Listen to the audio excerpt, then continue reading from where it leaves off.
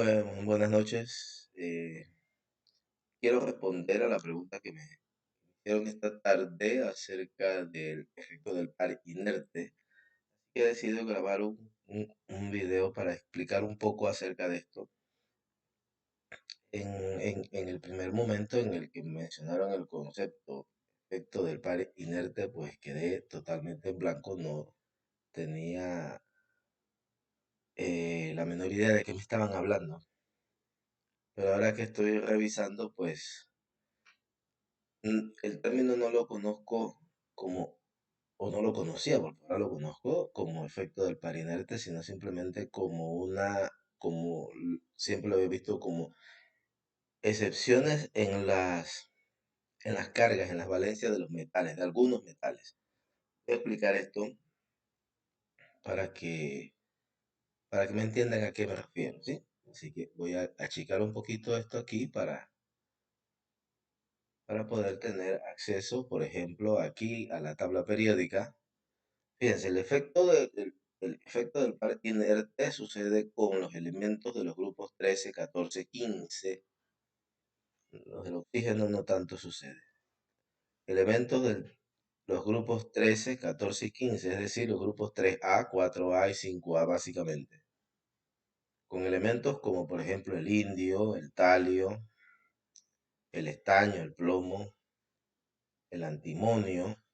¿Qué es lo que pasa con estos elementos? Como bien les mencionó la profesora les decía que aquí voy a utilizar otra de las pantallas. A ver, esta, esta. El efecto del par inerte es la tendencia que tienen algunos iones con cargas. Es la tendencia a iones con carga 2 unidades más baja. Bueno, aquí la redacción de este documento que encontré en internet pues no es muy buena.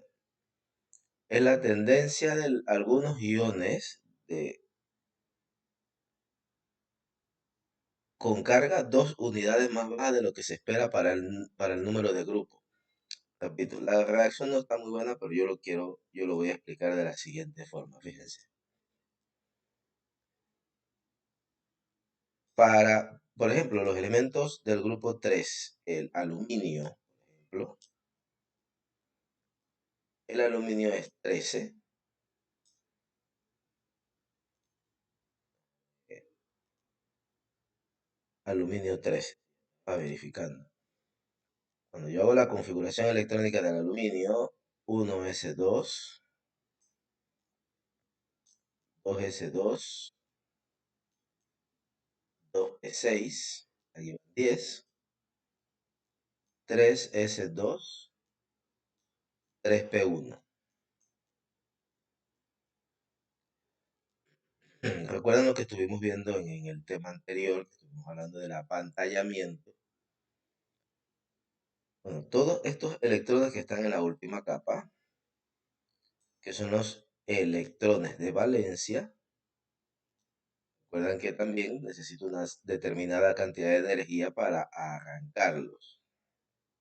Esa energía es la energía de ionización.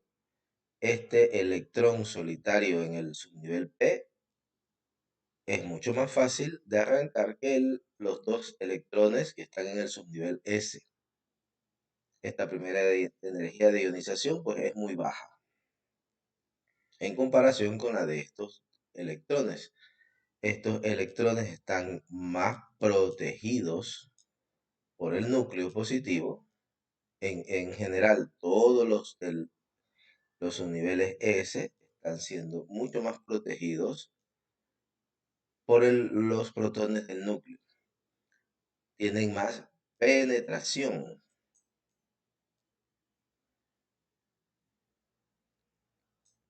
Es decir, que son más protegidos por el núcleo. Eso es lo que estuvimos viendo en las últimas clases. Estos electrones que están acá, todos estos de este nivel, hacen un efecto de pantalla que me desprotege estos últimos electrones y así son más fáciles de arrancar. Pero, como los dos electrones que quedan están en el subnivel S y esos tienen más penetración con el núcleo, son un poco más difíciles de arrancar. A ese par de electrones que está en el subnivel S, ese par se le llama par inerte.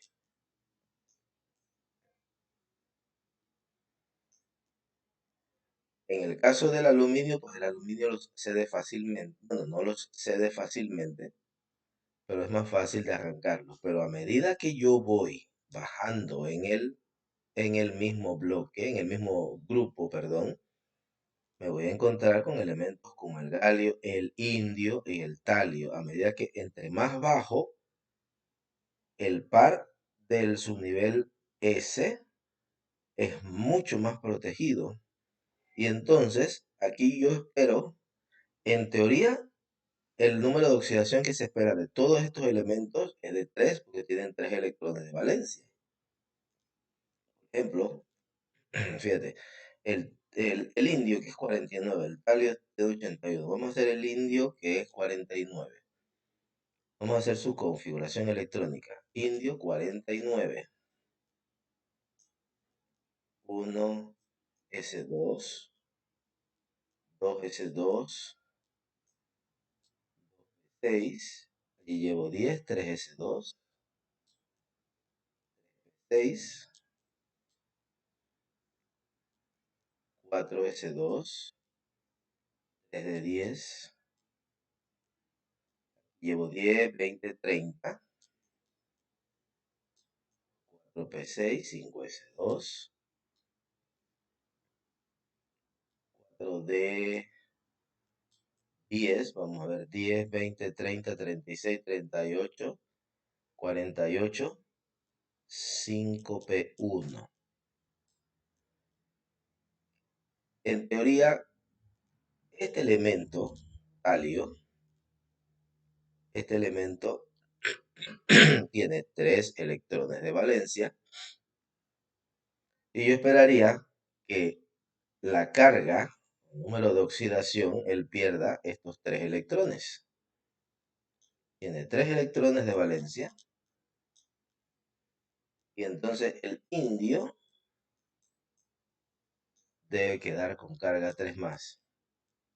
Esto es lo esperado. Sí sucede. Pero, ¿qué pasa? Estos dos electrones que están aquí van a representar el par inerte. Porque como están en un subnivel S, están más protegidos por el núcleo.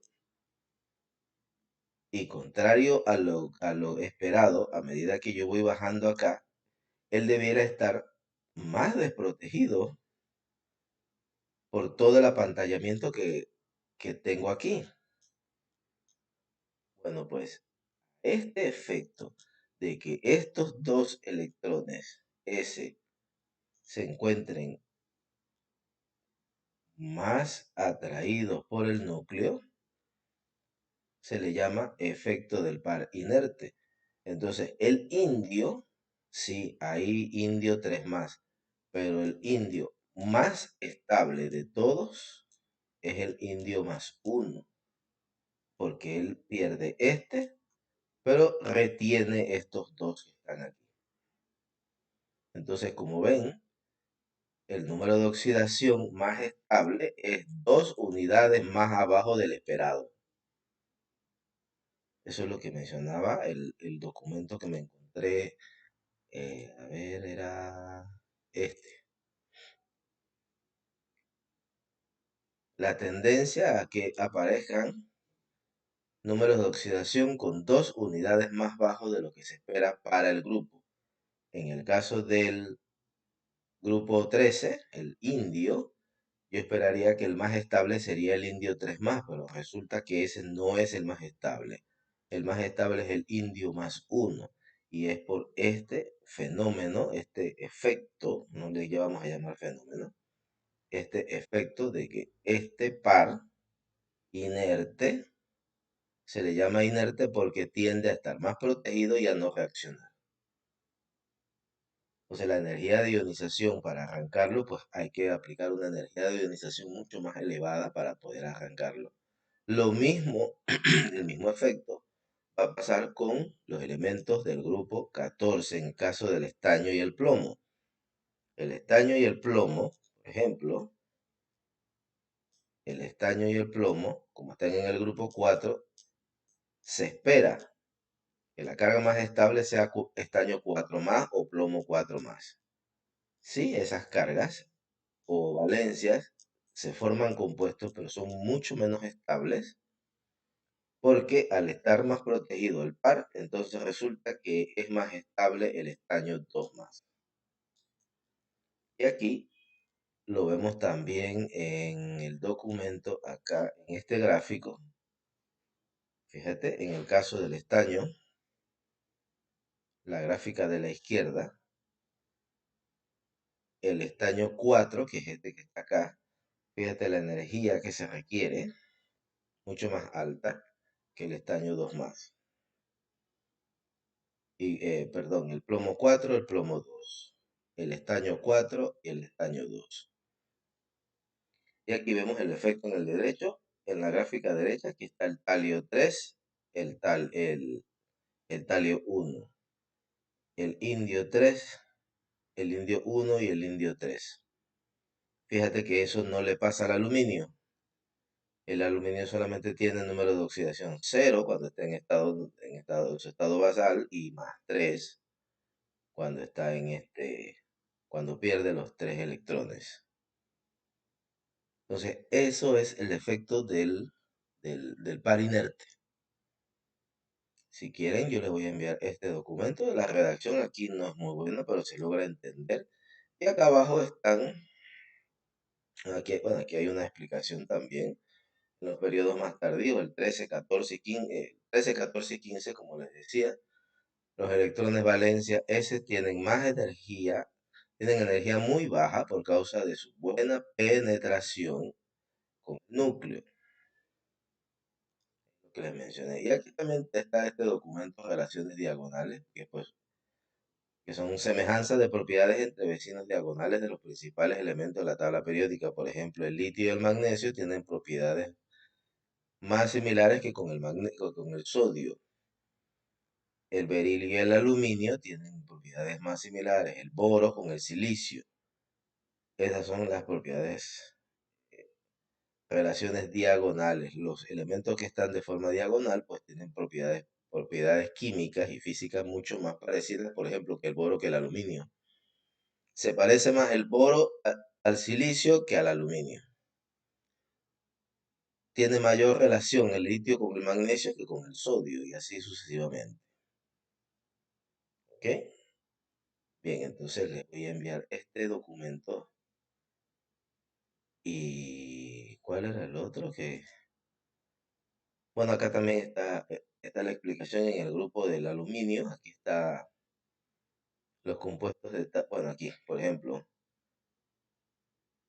conforme se baja en el grupo, es que lo que le mencioné hace un rato, aumenta la dificultad para ionizar los electrones S. A medida que vamos bajando, los electrones del subnivel S son más difíciles de ionizar, más difíciles de arrancar. Y por consiguiente, la valencia máxima del elemento disminuye en 2 respecto a la valencia máxima. En este grupo, el del aluminio es más estable, la valencia más 1 que la más 3, a medida que vamos bajando. Entonces les voy a enviar, les voy a colgar allí estos dos documentos para que ustedes también lo analicen y lo expliquen entonces con sus propias palabras. ¿Ve? Muy bien. Entonces, listo, espero haberles ayudado un poquito. No he podido revisar el por qué el signo nos jugó una mala pasada con respecto al problema de la energía reticular. Lo voy a revisar y si lo encuentro ahorita antes de acostarme, les grabo otro videito y les resuelvo. Si no, lo vemos el miércoles, porque el miércoles de todos modos tenemos que tomar un poquito ese tema. Bien, nos vemos.